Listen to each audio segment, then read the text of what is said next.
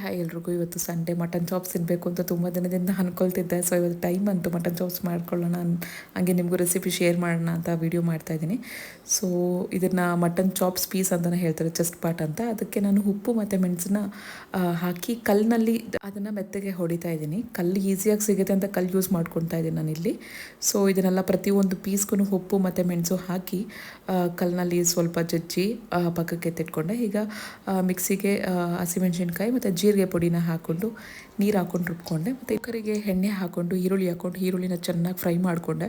ಈರುಳ್ಳಿ ಚೆನ್ನಾಗಿ ಫ್ರೈ ಆದಮೇಲೆ ರುಬ್ಬಿರೋ ಹಸಿಮೆಣ್ಸಿನ್ಕಾಯಿ ಜೀರಿಗೆ ಪೇಸ್ಟ್ ಏನಿದೆ ಅದನ್ನು ಹಾಕ್ಕೊಂಡು ಮತ್ತೆ ಚೆನ್ನಾಗಿ ಫ್ರೈ ಮಾಡಿಕೊಂಡೆ. ಮತ್ತು ಇದಕ್ಕೆ 1 ಸ್ಪೂನ್ ಶುಂಠಿ ಮತ್ತು ಬೆಳ್ಳುಳ್ಳಿ ಪೇಸ್ಟ್ನ ಕೂಡ ಆ್ಯಡ್ ಮಾಡಿ ಮಟನ್ ನಾವೇನು ಜಜ್ಜಿ ಇಟ್ಕೊಂಡಿದ್ವಿ ಅದನ್ನು ಆ್ಯಡ್ ಮಾಡ್ಕೊತಾ ಇದ್ದೀನಿ ಇಲ್ಲಿ.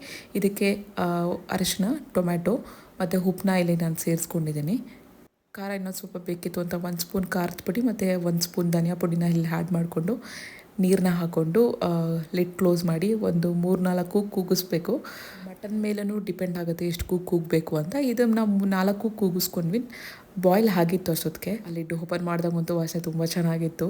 ಸೊ ಇದಾದಮೇಲೆ ಲಾಸ್ಟಲ್ಲಿ ಕೊತ್ತಂಬರಿ ಹಾಕ್ಕೊಂಡು ಮುದ್ದೆ, ಚಪಾತಿ, ಅನ್ನಕ್ಕೆಲ್ಲದಕ್ಕೂ ಸೂಪರಾಗಿರುತ್ತೆ. 1 ಮುದ್ದೆ ತಿನ್ನೋರು 2 ಮುದ್ದೆ ತಿನ್ಬೋದು, ಅಷ್ಟು ಚೆನ್ನಾಗಿದೆ.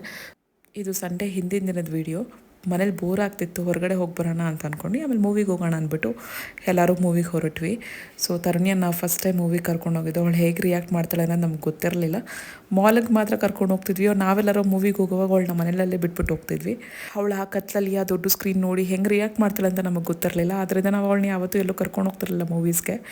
ಸೊ ನಾವು ಒಟ್ಟಿನಲ್ಲಿ ಪ್ರಿಪೇರ್ ಆಗಿದ್ವಿ, ಒಬ್ಬರು ಅವಳನ್ನ ಕರ್ಕೊಂಡು ಈಚೆ ಕಡೆ ಕೂತ್ಕೋಬೇಕಾಗತ್ತೆ ಅಂತ ಅಂದ್ಕೊಂಡ್ವಿ. ಬಟ್ ಅಲ್ಲ, ಉಲ್ಟಾ ಆಗಿತ್ತು. ಅವಳು ನಮ್ಮ ಜೊತೆನೇ ನಮ್ಮ ಸಮವಾಗಿಯೇ ಕೂತ್ಕೊಂಡು ಮೂವಿ ಫುಲ್ಲು ಏನೂ ನಮಗೆ ಪ್ರಾಬ್ಲಮ್ ಮಾಡ್ದಂಗೆ ಕೂತ್ಕೊಂಡು ನೋಡ್ತಾ ಇದ್ಲು.